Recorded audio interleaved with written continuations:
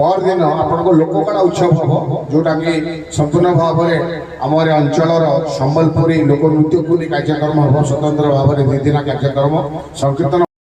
परदिन आपको लोककला उत्सव हम जोटा कि संपूर्ण भाव में आम अंचल संबलपुरी लोकनृत्य को कार्यक्रम हम स्वतंत्र भाव में 2 दिन कार्यक्रम संकीर्तन महोत्सव आज हूँ उद्यापन ए अवसर में आम गहण अच्छा अतिथि मैंने जेहेतु जो तो बबी भाई आमर से नियमित भाव में आम पाखे उपस्थित था जरूरी कार्य अच्छी भुवनेश्वर एवं वयस्क सबठारु जी समस्त सब बेले आम सहित रही आमको बहुत दिन मोर गोटे चिंताधारा थिला जे आमर अंचल रे